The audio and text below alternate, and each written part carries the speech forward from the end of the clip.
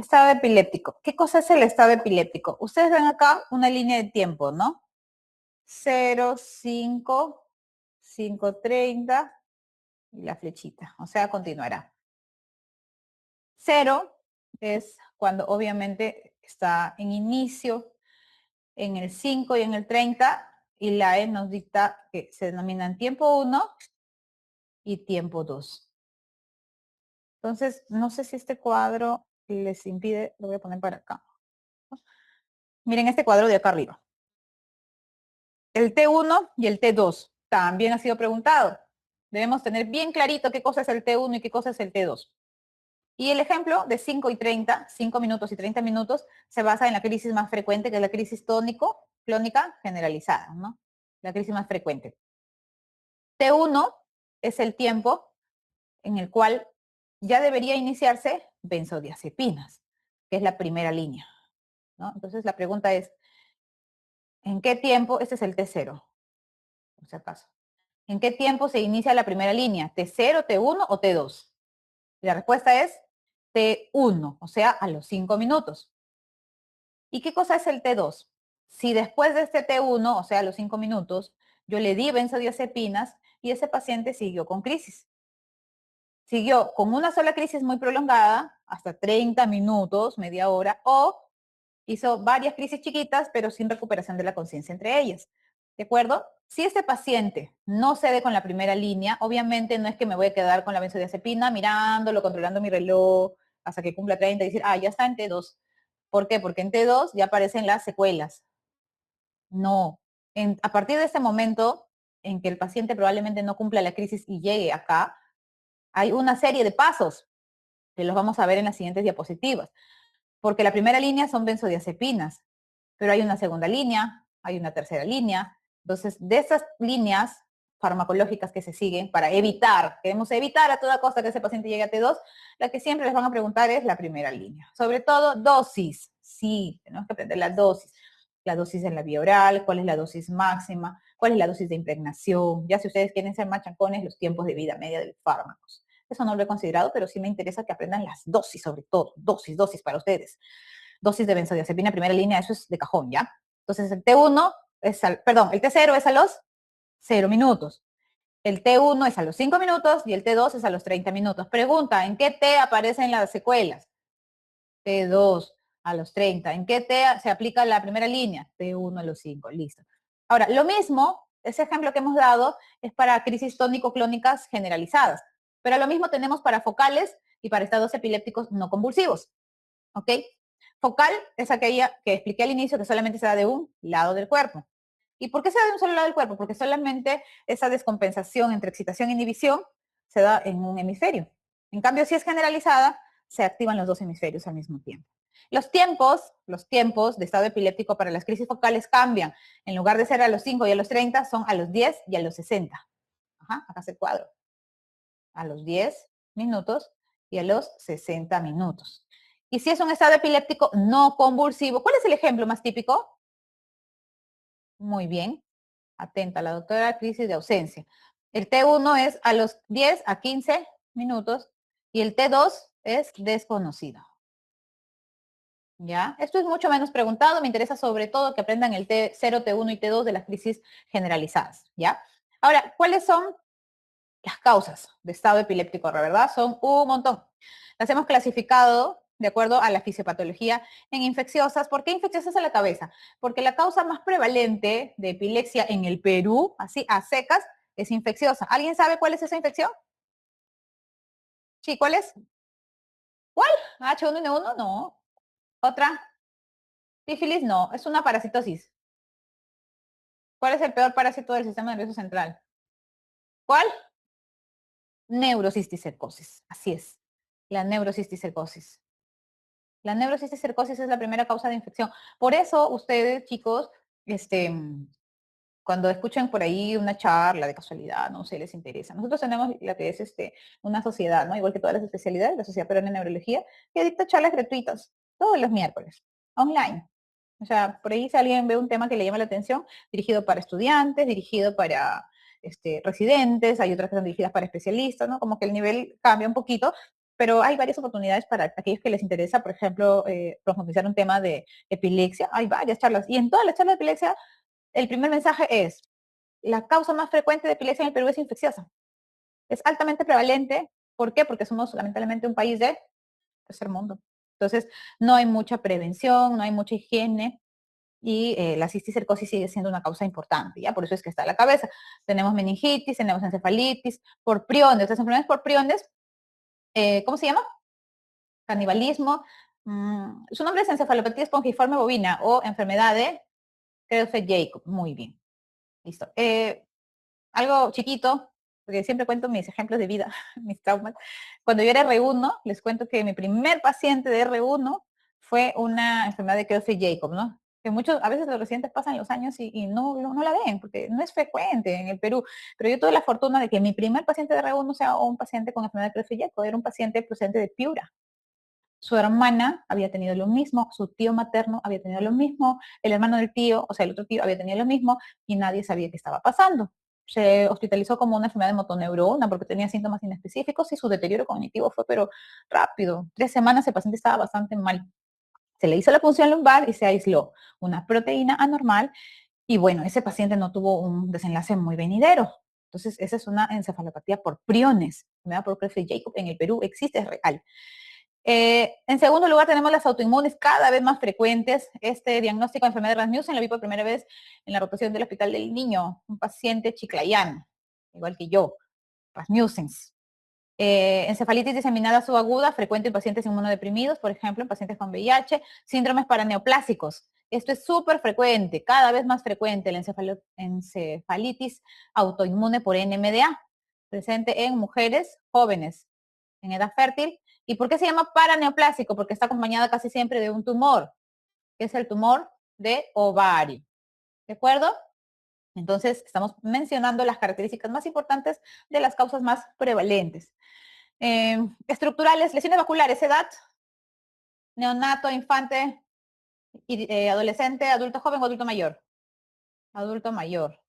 Esclerosis hipocampal, adulto joven.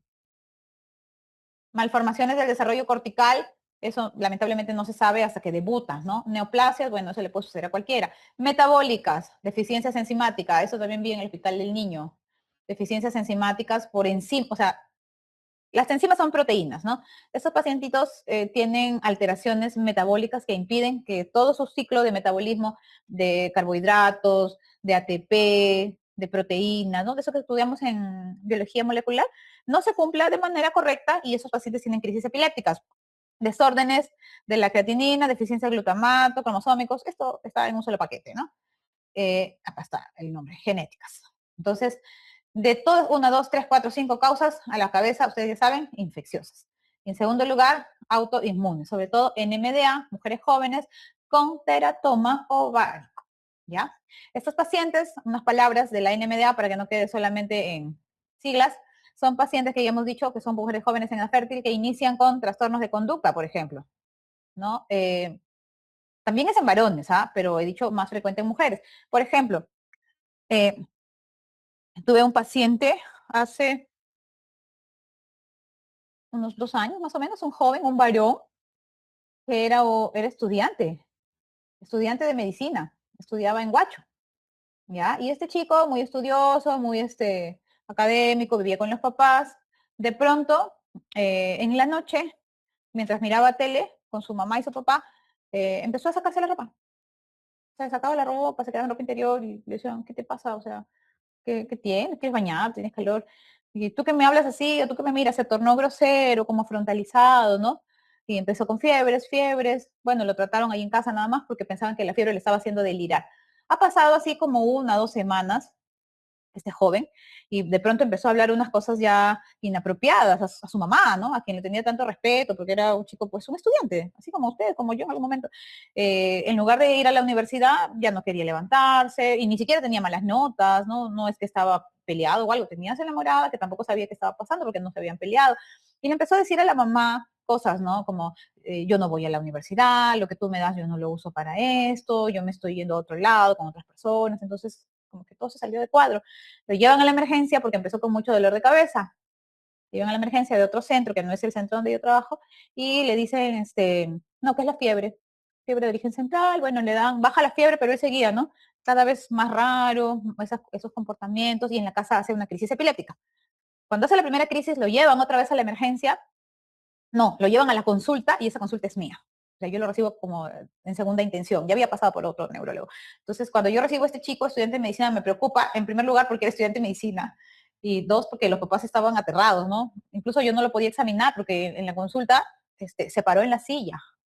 Pero en así, ¿qué cosa me vas a hacer? ¿No? Y el chico tenía sobrepeso, los papás abogados, y era como que, ¿qué te pasa? Bájate, ¿tú quién eres para hablarme así? ¿No? O sea, estaba desinhibido totalmente. Dije, no sabes qué, lo hospitalizamos, porque este chico, no, crisis febril, una crisis, perdón, más fiebre, no es crisis febril porque la edad no, ¿no?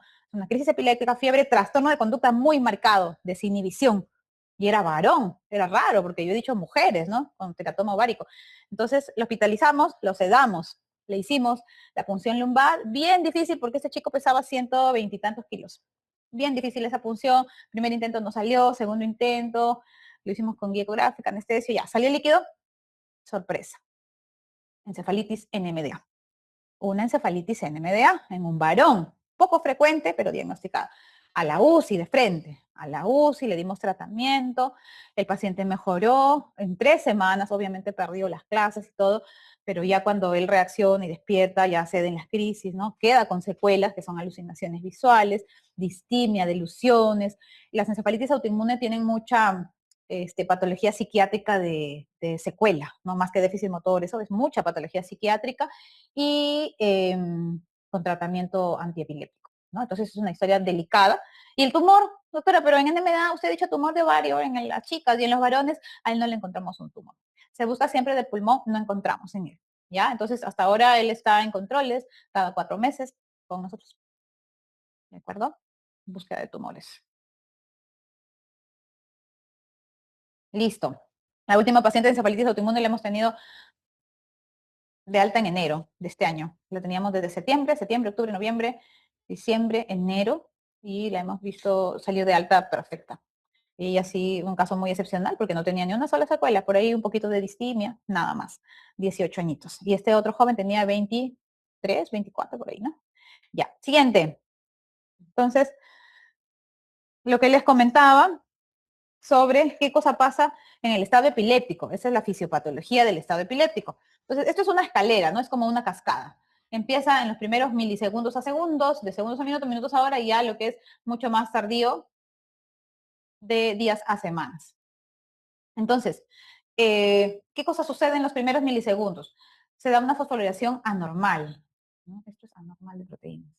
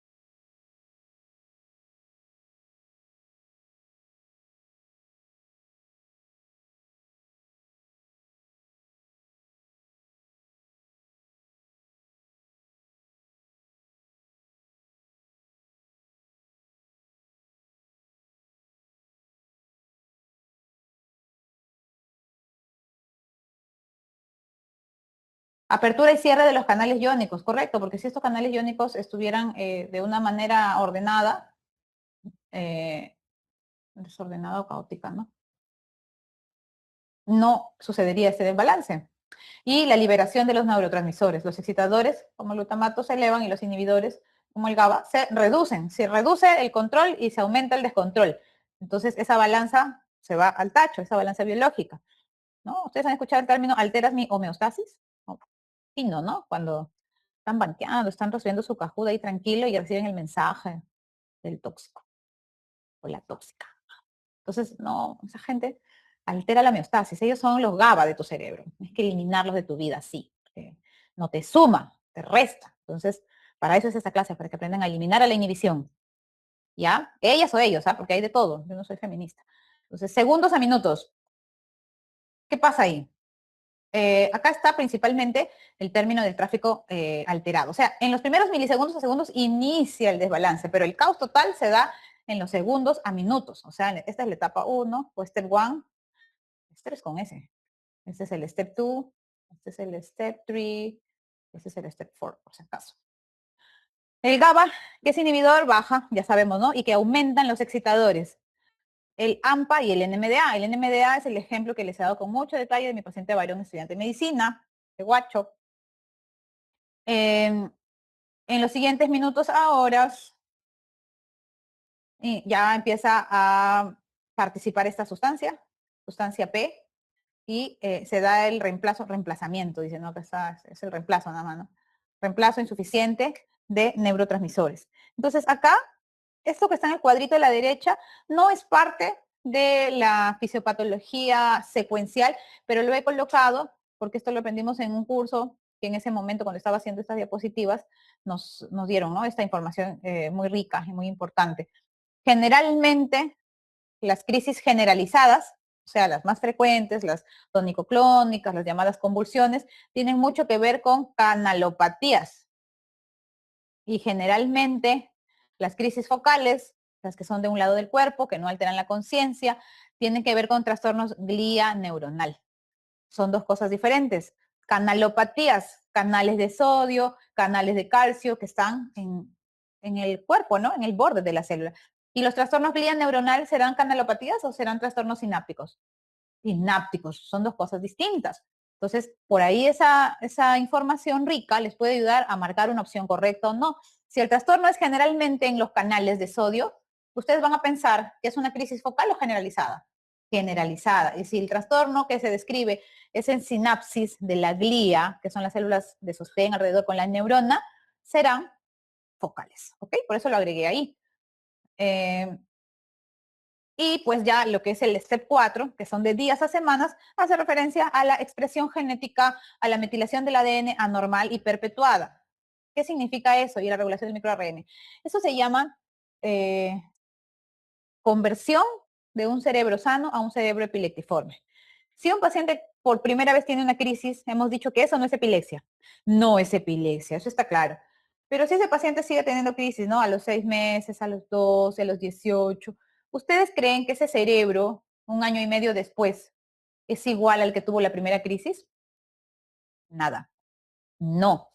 Es un cerebro que aprendió a hacer crisis.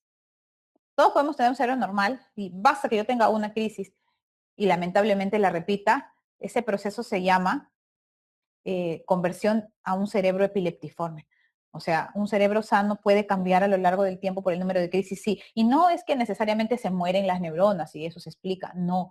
El cerebro lamentablemente aprende a hacer crisis, aprende a desordenar sus neurotransmisores, aprende a inhibir el control a través del GABA, a disminuir el GABA, aprende a no hacerle caso a los fármacos antiepilépticos. Entonces, mientras más tiempo yo como neurólogo demoro o como médico general, como interno, como serumista, mientras más tiempo me demoro y le doy solamente por su lado, que se vaya a tomar agua de manzanilla, no lo refiero a un centro especializado, condeno a ese paciente a que haga epilepsia. Entonces, ¿cuál es el mensaje? Ante la primera crisis, así no sea estudiante de medicina, mándelo, refiérelo. Si es que no está en el poder de nosotros resolverlo, primo non nocere. Referimos, chicos, es mejor referir, invertir el tiempo, iba a decir, perdón, invertir el tiempo y llenar el formato de la referencia, no importa, porque es una vida. Entonces referimos al paciente que tiene una sola crisis. No importa que la doctora dijo que una crisis no es epilepsia, que lo vea el neurólogo y el neurólogo diga ya no es epilepsia y listo. ¿Ya?